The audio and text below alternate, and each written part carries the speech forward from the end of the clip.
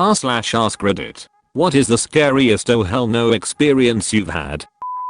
When I was 10 or so, I woke up before everyone in the house. It was like 7 AM and decided I would sneak into the pool. I was waist deep in the water before I saw the alligator on the other side of the pool. I've posted this before somewhere, but I used to work the night shift all the time and basically shifted my whole sleep schedule over to that. Wake up 7 PM every day. It was fine save for the fact that every now and then I'd have to do my grocery shopping at like 10 PM, which wouldn't be so bad if I also didn't have epilepsy, which means I can't legally drive. So I bike everywhere, usually listening to podcasts on the way. One day I was on my way home from shopping and got to my driveway. It was one of those super long rural driveways that so many creepypasta people will go into a long 4-page long description of how creepy it is. It wasn't creepy, really, just secluded. Anyway, it's a long drive through the woods, and I'm used to all kinds of animals jumping out and running by as I'm going down the road. But this day something felt off. I saw an animal jump out into the middle of the drive and I just stopped waiting for it to scurry off. I honestly thought it was a deer, because they're stupid and everywhere. But then my lights caught the eye shine and I realized it was way too low to be a deer. My next thought was, oh great, it's one of the coyotes that we keep seeing in the backyard. I unplugged my headphones and turned my music up as loud as it'll go. I had a Lumia 635, which had a loud as fuck speaker. I started stomping my feet and trying to scare the dumb coyote out. I was shining my lights out on it. It just stood there, staring at me, and then it got low to the ground, and sulked towards me. I realized immediately this was not a deer or coyote or even a neighborhood dog escaped. It was a fucking mountain lion that was now slowly approaching me. I backed my way out of the driveway, making sure not to lose eye contact with the animal, and then busted my ass down the hill to my job, only place open at that hour within immediate biking distance. I wasn't 100% certain it was a mountain lion at seeing it skulk. I just knew it was not any of the animals I'm used to seeing that it was acting aggressive/defensive towards me being there. The only reason I know it was a mountain lion was as I turned the corner on the top of the hill, I tilted my head to make sure nothing was following me, to see another, maybe the same one, sitting on a rock wall literally 4 feet away from me.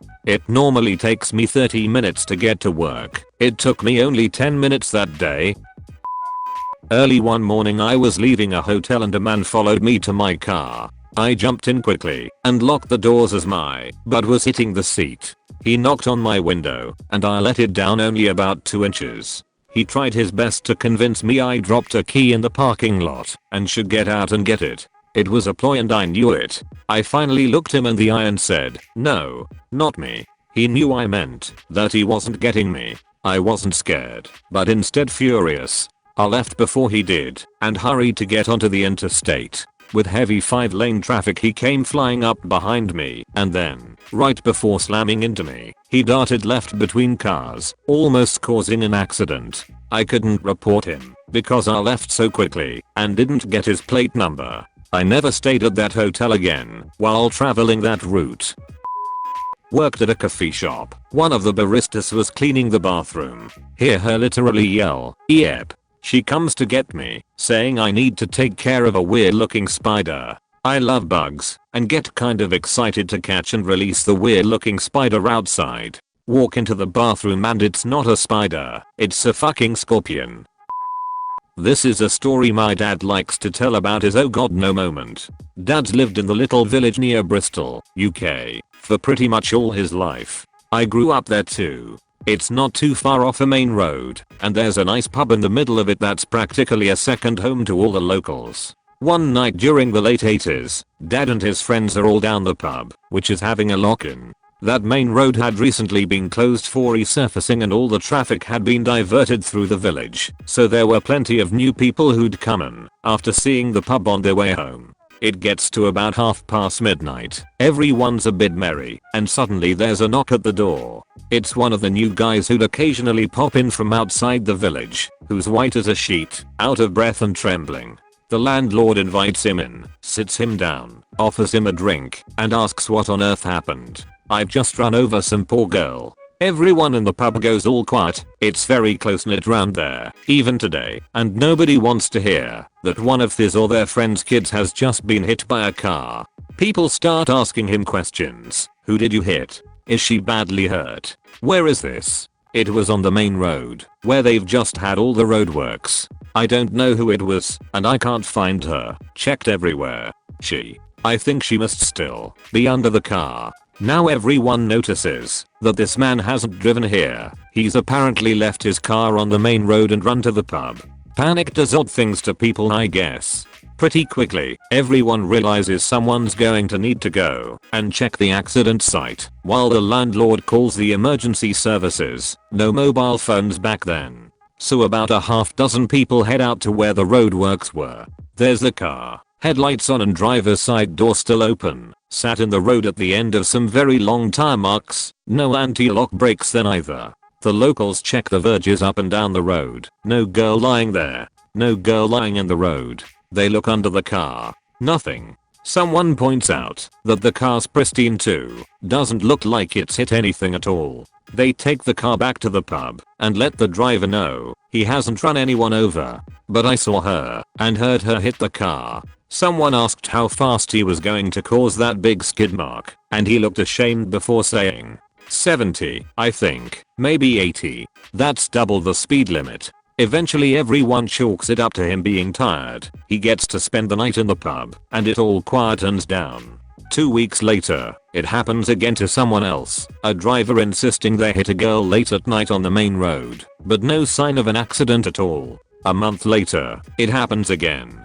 For the next year or so afterward, people came into that pub at night insisting they'd run someone over. The village got a ghost story. Turns out, there was an explanation for all of this. It only happened late at night, at exactly the place where the roadworks were, and usually if the driver was speeding. Any guesses who the girl was? She was the "please drive carefully through our village" sign, half covered in ivy. You'd hit the resurfaced part of the road, the car would go bump, and the headlights would light her up at the same time. If you weren't paying attention, she looked like a teenage girl in a dark skirt. They only figured this out after someone ran her over for real, and then moved her. The ghost sightings stopped after that, but my dad and his friends still tell the story. I was around 11 to 12, in a public restroom that had a couple stalls. Just sat down to start my piddle when the woman in the next stall asked if I could pass her some toilet paper. Sure, no problem, we've all been there. When I pass it under the divider, she ended up stroking my finger as she's taking the paper, her index finger lingering on me. I didn't think anything of it. It's an awkward pass. I finish up, flush and step out of the stall to go wash my hands. As I'm starting scrubbing, she steps out of her stall. Normal looking 40-ish woman, just looks like someone's mom. She starts washing her hands and just locks eyes with me in the mirror. It was only about 3 seconds in total, but I remember how her smile subtly went from generic to something a little darker. It was hard to explain, but I felt like she wanted to eat me. Every possible spot of skin that could get goosebumps stood to attention. Instinct told me to GTFO of that bathroom, so I bolted. Could have been nothing. Could have been a childish dramatic projection, but I swear, that bitch was going to chew on me. I was in the air very ill from pneumonia.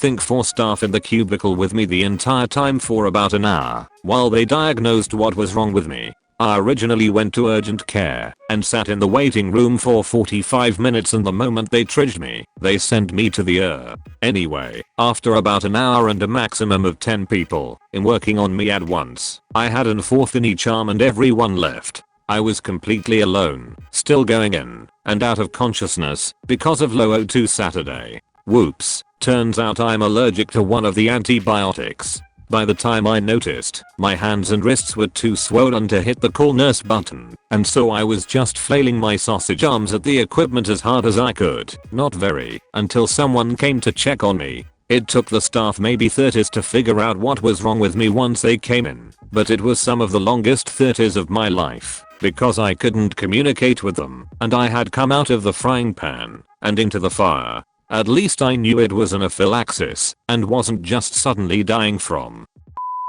I stepped into an elevator on the 8th floor of a hotel and hit the 10th floor button. Right before the doors closed, a group of at least 15 people jammed themselves in, while I'm standing in the back corner. The elevator was rated for 10 adults. Instead of going up, the elevator slowly started to go down. After half a floor, the elevator went into free fall for roughly 2 floors until the emergency cable caught. I thought I was going to die that day. A car accident in my early 20s. I was driving around a bend under a freeway on my last lesson, before going for my probationary license, when a car driving at least 70 km/h over the limit, 160 km/h in a 90 km/h zone, about 100 miles per hour in a 55 zone, smashed into my rear driver's side. The car I was driving spun out of control and smashed into an underpass. My teacher and I were both desperately lucky to be alive, though we both sustained serious injuries. I'd love it if you liked and subscribed.